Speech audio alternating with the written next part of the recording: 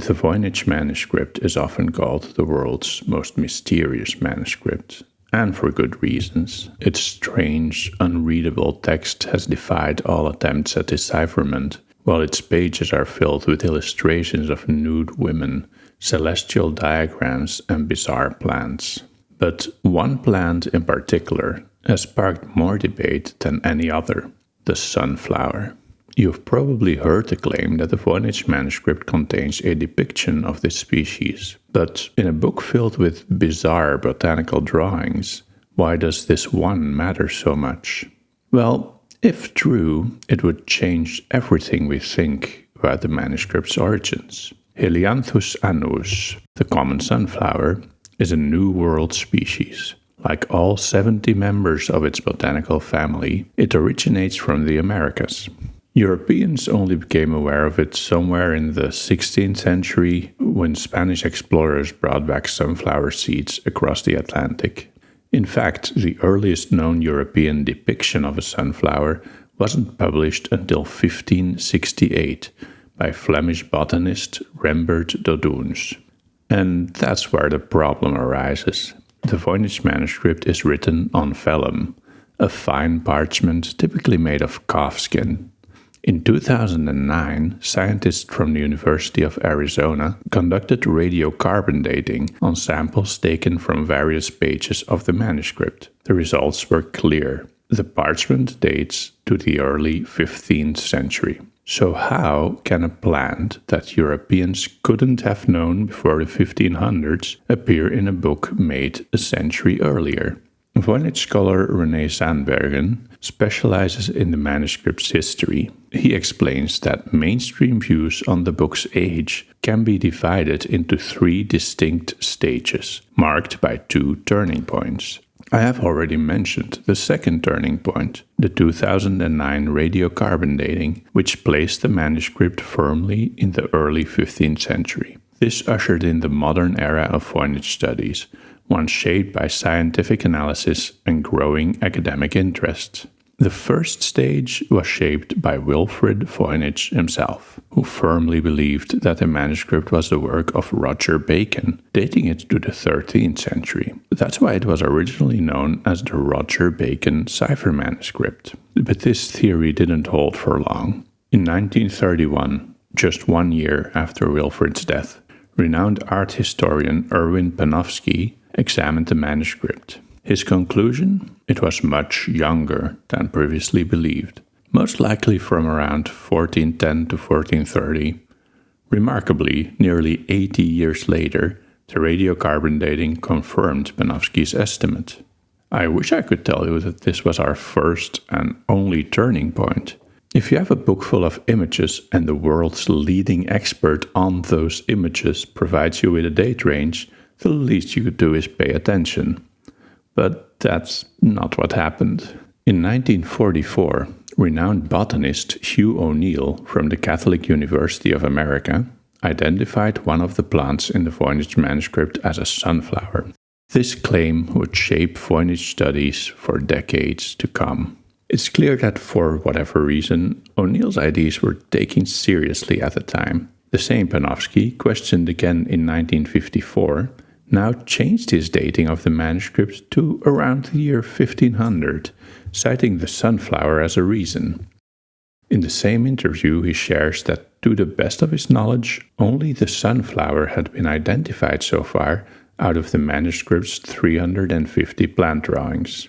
O'Neill's evidence that the manuscript post-dated the voyages of Columbus emboldened others who favored a later date. Most notably, Yale professor Robert Brumbaugh, working in the 1970s, was struck by the New World species. The theory he then developed is still well known today. The manuscript was forged around the year 1600 with the deliberate purpose of selling it to Emperor Rudolph II. The most striking legacy of O'Neill's sunflower, though, is perhaps found on the website of the Botanicae Rare Books and Manuscripts Library, the Yale institution that houses the Voynich manuscript. Let's have a look at its page for the cipher manuscript, as they call it. Remember that the radiocarbon dating points to a range of 1404 to 1438. But here in the description we see around 1401 to 1599. That's 2 entire centuries. Usually manuscripts with an unknown or unclear date are assigned to a quarter or half of a century, maybe a whole century if they really don't know, but the full 200 years, that's unusual. And this is the holding library of one of the world's most famous manuscripts. What gives? Well, libraries usually don't write a new text to go with digitized versions of their manuscripts. Instead, they'll include information from the catalog. In this case, they used Volume 2 of Barbara Shaler's Catalogue of Medieval and Renaissance Manuscripts in the Botanicae Rare Book and Manuscript Library. This was written after O'Neill, but well before the radiocarbon dating. In other words, a product of the second stage. Shaler is surprisingly explicit about this, writing, "The identification of several of the plants as New World specimens brought back to Europe by Columbus indicates that the manuscript could not have been written before 1493. I emailed then curator Ray Clemens to complain about this in 2017, and he answered, "We are reluctant to update the description too frequently given how knowledge changes, but given our recent publication, it might be time to revisit the page description." 8 years later, this clearly hasn't happened yet. In short, O'Neill's publication influenced decades of Voynich research, and its effects can still be felt to this day. Now, before we look at the actual sunflower, let me be clear. I don't believe that Voynich plants can be easily identified. I've seen too many attempts over the years that only work by ignoring half the details in the drawing. Trying to match one of these herbal illustrations to a single real-world plant species is almost always a stretch. That said, the plants aren't complete fantasies either. Most seem at least partially inspired by real flora. One of the most widely accepted examples of that is Folio 9V, which closely resembles a member of the Viola family. Most likely Viola tricolor, known in English as wild pansy, come and cuddle me, or pink of my John. The leaf placement isn't quite what we'd expect, but the flower shape is unmistakable.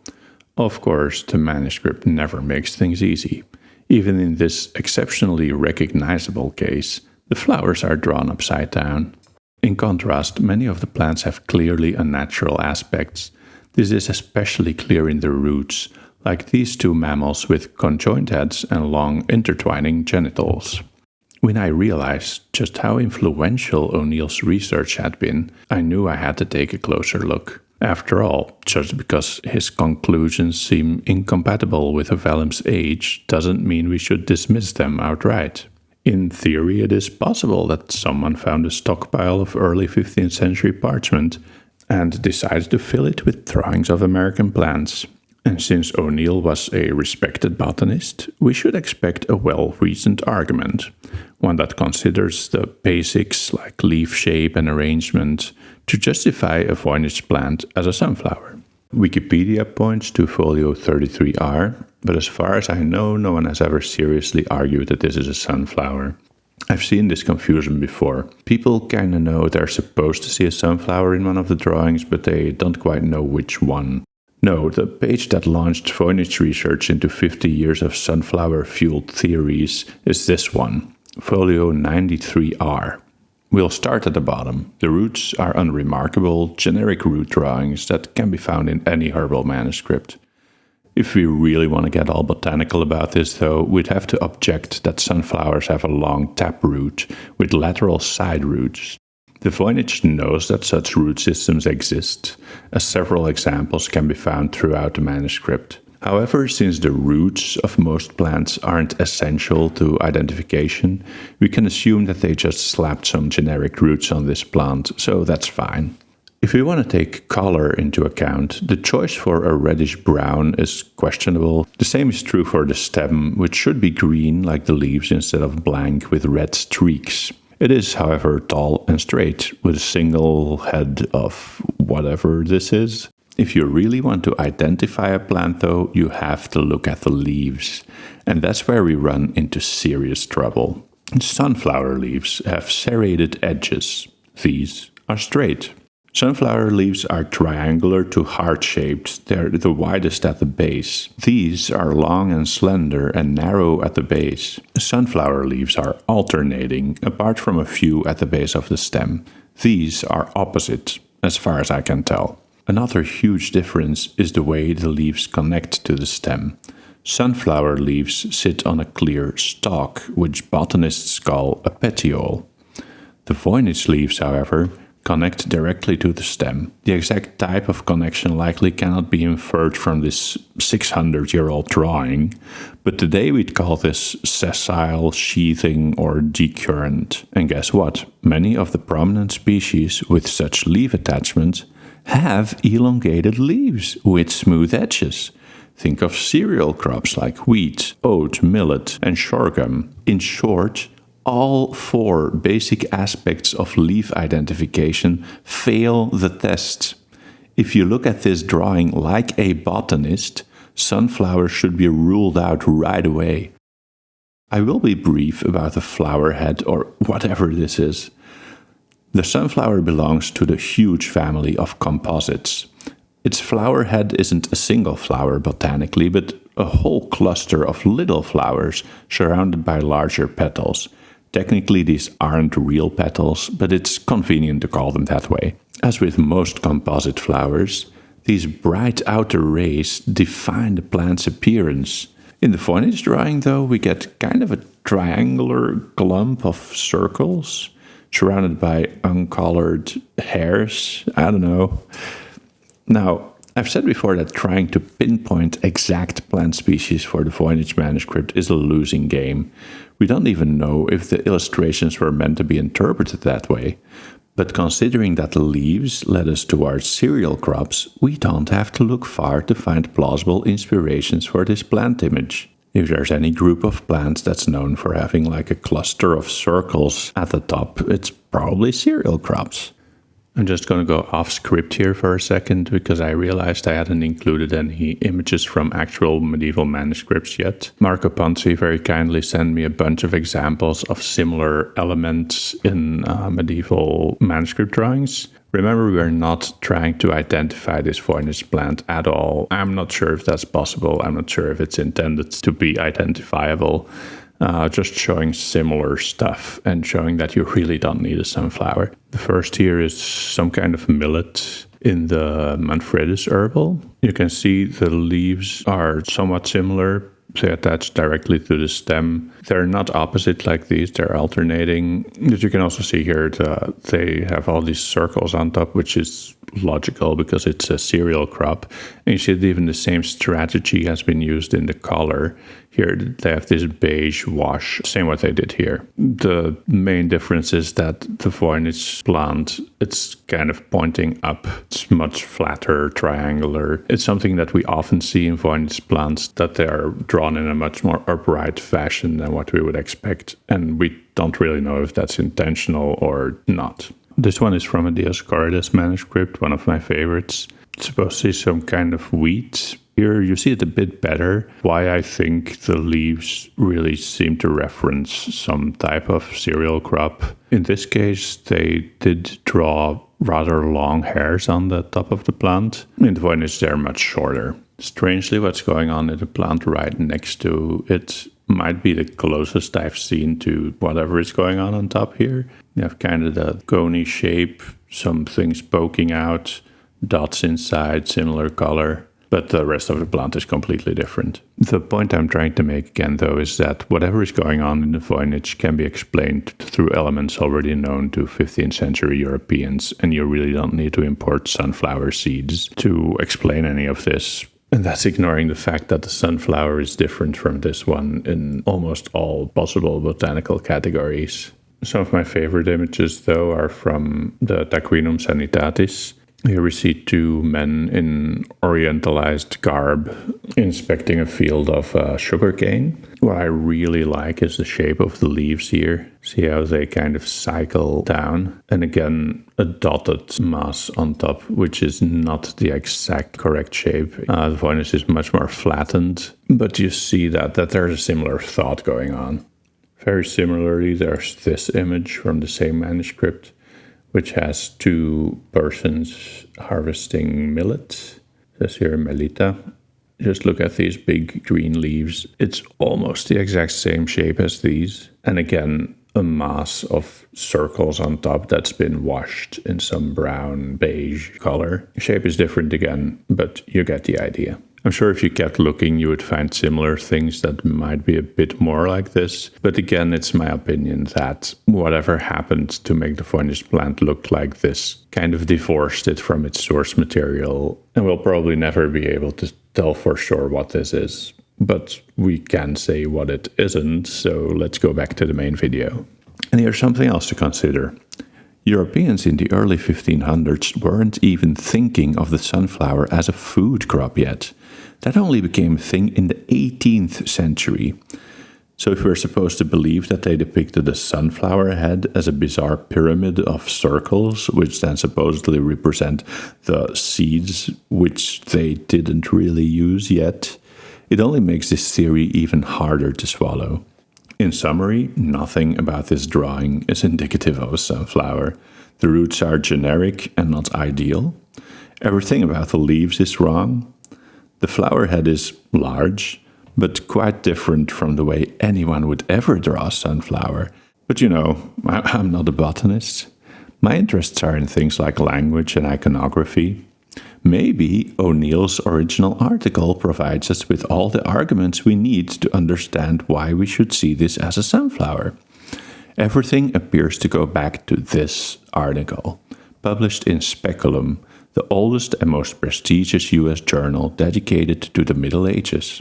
The article is 3 pages long, which is not a lot, but certainly enough for a botanical analysis of a couple of Voynich plants, right?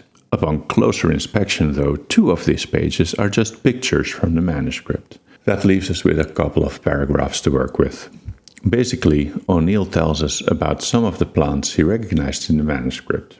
His most startling identification was folio 93, which was quite plainly the common sunflower Helianthus annuus. Then, apparently, he found 6 anonymous botanists who agreed with him on this determination.